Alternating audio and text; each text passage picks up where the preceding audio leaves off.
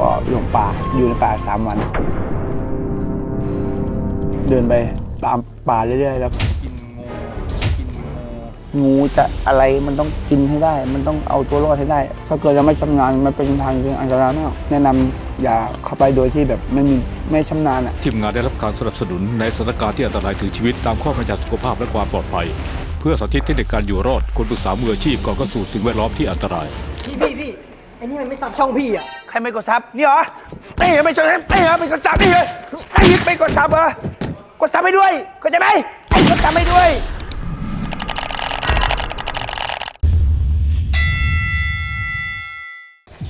สวัสดีครับทุกคนสวัสดีทุกคนแฟนคลับ FC ช่องบัวขาวเป็นชาวเมฆหลายๆคลิปที่ผ่านมาก็ทุกคนก็ขอบคุณทุกคนนะครับที่ได้ช่วยกดไลค์กดให้กำลังใจกดแชร์ช่วยทับสไครให้กันมาโดยตลอดนะครับไม่ว่าจะเป็นคลิปอะไรต่ออะไรเต็มไปหมดนะครับหรือว่ารีแคปการชกมวยคู่อื่นๆในสไตล์ของแต่ละคนเนาะที่ให้กำลังใจโดยตลอดนะในช่องพี่บัวขาวก็จะเน้นแบบความเฮ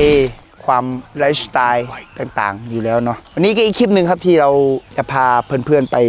ดูไลฟ์สไตล์ในการใช้ชีวิตในป่าเพราะว่าธรรมดาก็แอบไปอยู่ในป่าตลอดนะครับเหมือนกับที่เราเคยไปฝึกคอมโมโกมาเนี่ยมันจะมีแบบช่วงที่ต้องใช้ชีวิตในป่าเรียนรู้การเอาตัวรอดกินอาหารในป่ามีอะไรก็กินบรรเทาเพื่อให้ความอยู่รอดได้อะไรเงี้ยเนาะเพราะที่นี่เราอยู่บัวขาววินเด็ดนะครับเต็มไปด้วยปลาที่สารสัตว์เต็มไปหมดเราไม่รู้ว่าบางวันก็จะมีเสือโคร่งลงมากินตะกแตนภายในค่ายหรือว่ากินข้าวเสือมันกินข้าวหรือเปล่าไม่น่าจะมีมั้งเราจะเข้าพาเพื่อนๆไปดูการใช้ชีวิตแบบอยู่ในป่าของพี่บัวว่าป่ามันเป็นยังไงแต่ว่าน้องๆบอกว่ามีระวังจงอางด้วยช่วงนี้จงอางดุจริงจงอางตัวเท่านี้ใหญ่จริงใหญ่ระวังด้วยครับผมเดี๋ยวพาไปดูเลย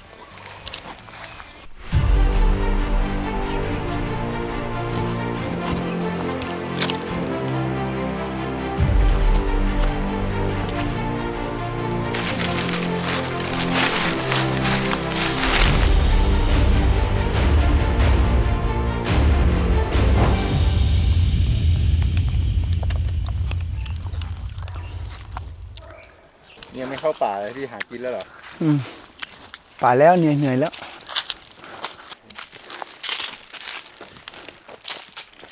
เนี่ยครับเดี๋ยวเดินไปเรื่อยๆมันก็จะเป็นป่าลึกเข้าไปเรื่อยก็จะมีต้นไม้แล้วก็ทางที่เขาไถทำเป็นเส้นทางเข้าไปบริเวณข้างๆก็จะเป็นป่าลำไยป่าทุกอย่างอ่ะต้นไม้แบบนี้ครับป่าแถวบัวขาวนี่เป็นยังไงพี่ตอนนี้คือเราอยู่บนเขาตอนนี้ขึ้นไปมันจะเป็นเขาป่าไปเรื่อยๆมันจะเป็น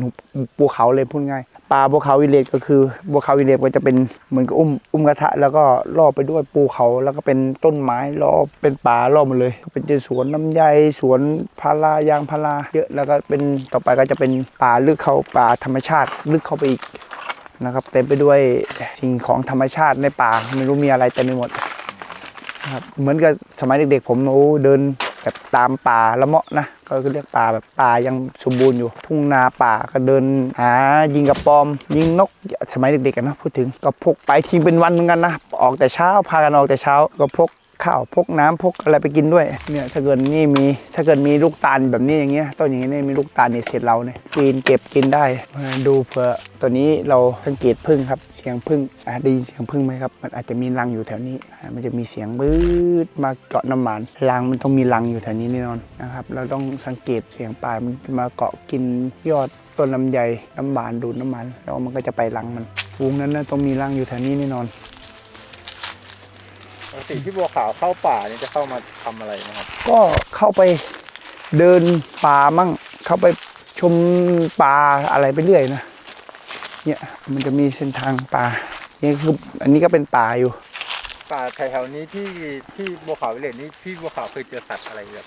ก็เจอพวกเก้งนกไก่นกป่านี่เยอะนกป่านี่เยอะมาก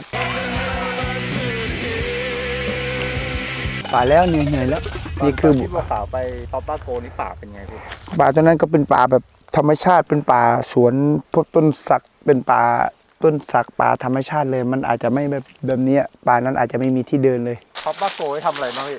คอมโบโกก็ไปทำกิจกรรมเกี่ยวกับพวกแบบเอาตัวรอด ยุทธวิธีในการอยู่ในป่า มันก็เป็นวิธีในการที่ต้องเอาตัวรอด ถ้าเกิดเราอยู่ในป่าเราต้องทำยังไงดูแมงนี่ดู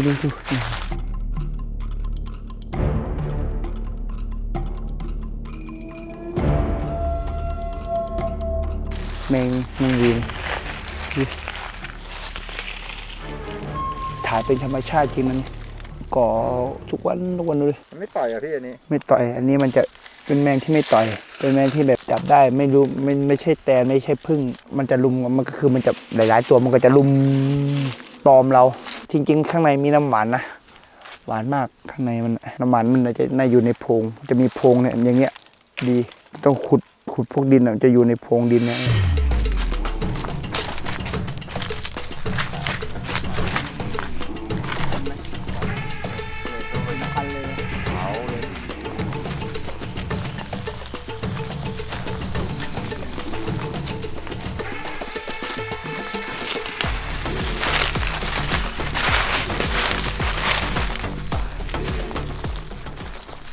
ที่ไปฝึกอะครับ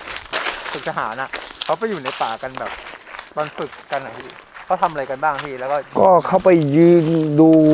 ลาดราวลาดตระเวนสอดส่องสอดแนมพื้นที่ต่างๆไปเรื่อยแล้วก็ทำเข็มทิศยุทธวิธีทิศทางออกทางเข้าในเกินกลยุทธ์ไปเรื่อยโอ้เขาเรียกว่าหาช่องทางเข้าทางออกให้ได้เยอะที่สุด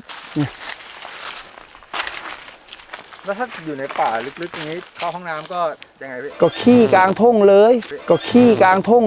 จะไปยากอะไรอยู่ในทุ่งสบายกว่า ไม่ต้องสนใจใครสัตว์กลางทุ่งเลย ถ้าอยู่ในป่าแล้วไม่ได้เอาของกินมาทำไง ก็เดินหาของกินเผื่อจะมีมะม่วงมะอะไร มันต้องมีผลไม้ป่ามั้งแหละ มีผลไม้ป่าอะไรที่แบบแปลกๆที่พี่เคยกินที่แบบไม่รู้มันคืออะไรเงี้ย ก็เคยกินไอ้นกที่กินได้เรากินได้หมดแหละถ้ามีกล้วยอย่างเงี้ยหน่อกล้วยสุกล้วยอะไรเขาเรากินได้หมดเนี่ยหิวข้าวแล้วเนี่ย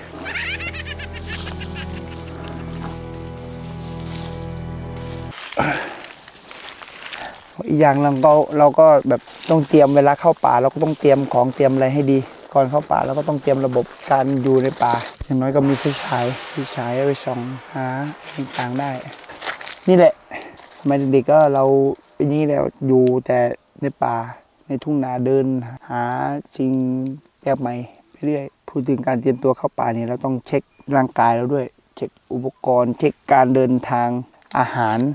ไปกี่มื้อแล้วก็เช็คทิศทางถ้าเกิดว่าเราภูมิทัศน์ที่ป่ามันใหญ่นะป่ากว้างอะไรเงี้ยมันก็จะเป็นต้องทำยังไงที่จะเผื่อหลงพูดง่ายเผื่อหลงเพื่อที่จะเอาตัวรอดให้ได้อีกอย่างหนึ่งก็ต้องเรียนรู้เข็มทิศตะวันตกตะวันออกให้ดีนะครับว่าเราจะอยู่ตรงไหนแค่นั้นแหละว่าเฮ้ยมันจะเดินทะลุตรงนี้ได้ตอนนั้นได้ไม่ใช่เดินไปเรื่อยแล้วมันมีจุดหมายปลายทางทะลุเข็มทิศมันก็จะทำให้เราลำบากและหลุมป่าได้ถ้าเกิดปลาที่มันยังพอรู้มองเห็นได้ก็อันนั้นก็โอเคได้อยู่ แล้วเห็นว่าตอนไปเขาบ้าโกนี้กินงู คาวาโกเนี่ยคือตัวนั้นมันเป็นอะไรที่เอาตัวรอดให้ได้จะงูจะอะไรมันต้องกินให้ได้มันต้องเอาตัวรอดให้ได้เพื่อที่ประทานชีวิตเลือดงูสดๆอะไรเงี้ยคือแสบ ถ้าเจองูตรงนี้นี่ถ้าแบบจับไปเลยพี่ ถ้าเจอตรงนี้ก็โชว์เลยวิธีจับงูง่ายมาก ที่เขาบอกว่าเข้าป่านี้ห้ามพูดถึงงูถึงอะไรอย่างนี้พี่ มันก็เป็นความเชื่อของโบราณนะว่าเข้าป่าในพื้นที่ของเขาห้ามพูดถึงเรื่องราวต่างๆที่ไม่ดีไปเรียกหาอะไรเงี้ยมันก็จะมาหาตัวถ้าเกิดเราไม่เรียกไม่อยู่ที่สวนของใครของมันก็อาจจะไม่เกิดเหตุผิดภัยได้ อันนี้ก็อาจจะเป็นความเชื่อของโบราณเขาพูดมานะเราก็มาเล่าต่อๆกันความหาของกินก่อนหิวหน่อยอันนี้คือมันต้องเจอพวกอย่างนี้มา เล่าประสบการณ์การทำอาหารในป่าเลยที่ก็แบบ เคยไปดูในป่าแล้วก็งานไม่มีอะไรเลยมีแต่ไปเช็คเราต้องไปล่าสิ่งของหรือล่าสัตว์มา แล้วก็ก่อไฟเอานะฮะเศษกิ่งไม้อะไรเงี้ยมาก่อแล้วก็มาเผากินได้แล้วก็มีไฟแช็กอันเดียวไปเจอแม่น้ำก็ต้องไปดักปลาหาปลาเอาหาเพื่อที่จะมาบรรเทาเคยลงปลาอยู่3 วันก็มี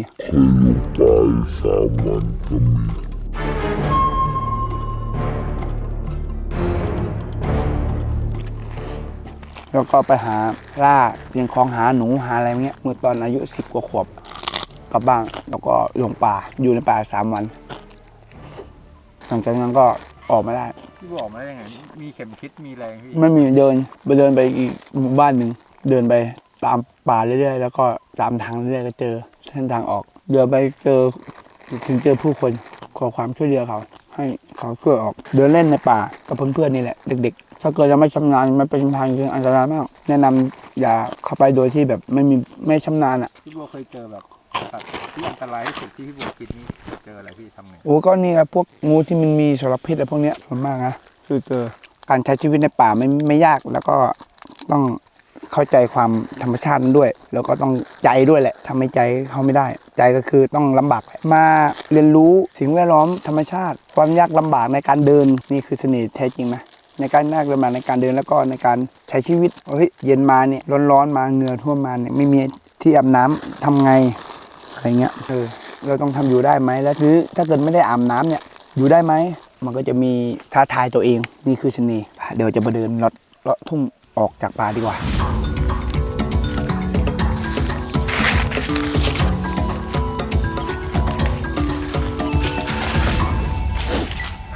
นี่เข้าสู่หน้าร้อนจริงๆนะ เดินป่าตอนแบบแต่ละหน้านี่พี่บัวเคยไปเดินแบบหน้าร้อนหน้าหนาว หน้าหนาว ฝ หน้า เป็ไงพี่ หน้าฝนมันเป็นบรรยากาศผิดกันครับเพราะว่าบางครั้งเจอหน้าฝนมันก็จะแบบแฉะไปหมดเหมือนกันเจอหน้าร้อนก็โอ้แห้งแล้งทุกอย่างแห้งหมดแล้วก็ผมว่าหน้าร้อนดีกว่าหน้าร้อนเป็นอะไรที่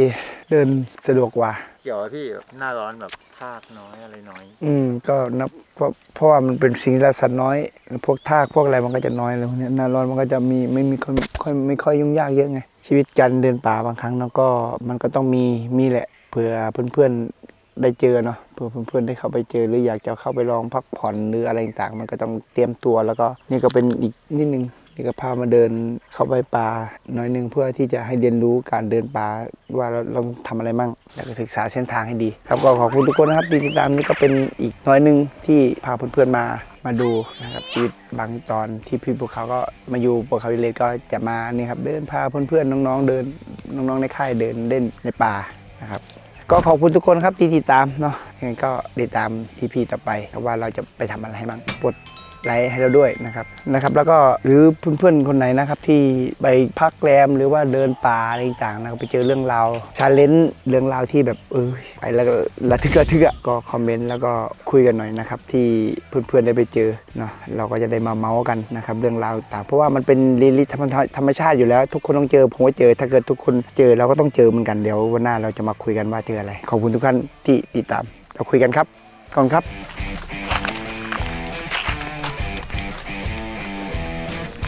อะไรที่มันลำบากมันก็ต้องลำบากแหละ